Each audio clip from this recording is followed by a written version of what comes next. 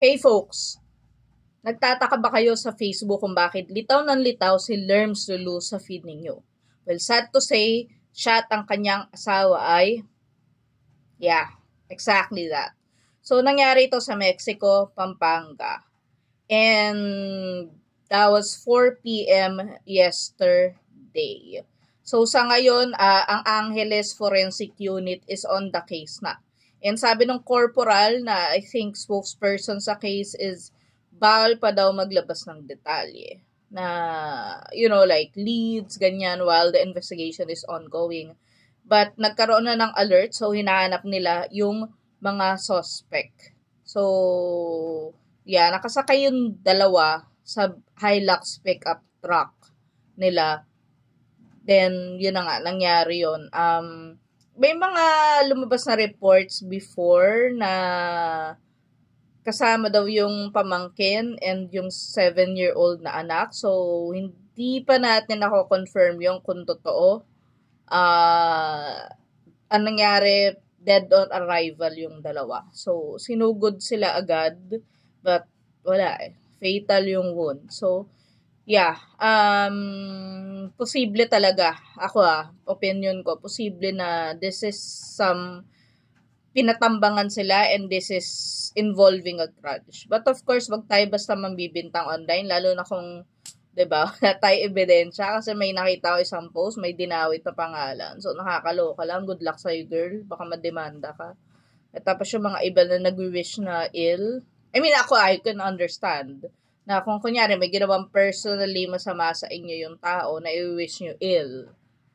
But if dahil lang sikat din, nakikipandwagon lang kayo sa hate, tapos idadamay nyo pa na wala naman silang kinalaman dyan. Wag kayong mag-wish na, sana si ganito na lang yung tinumba. Paano kung kayo itumba? Diba? Diba?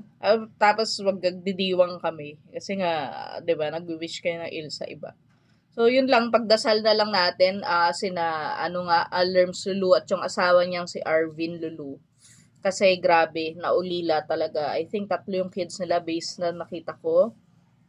And kung familiar siya sa inyo kasi I think there's a billboard. I'm not sure sa EDSA or basta sa major major na daan. Then may billboard siya because one of the top distributors siya ng Brilliant Skin. So si Lerms Lulu parang super sikat talaga siya sa online selling world. Marami siya natulungan. Then parang kung hindi 10 years, magta 10 years na siya sa business or somewhere around that.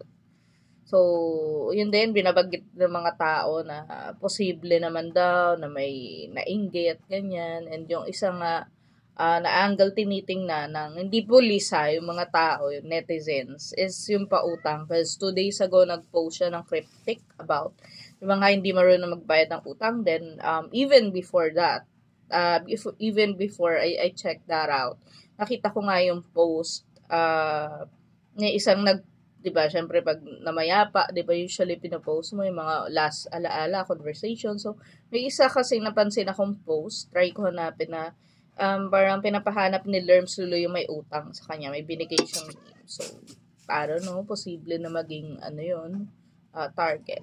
So, ayan, sana makuha nila yung hustisya talaga. Kasi grabe, ito yung sinasabi na heinous crime na, I mean, talaga unalived in cold blood.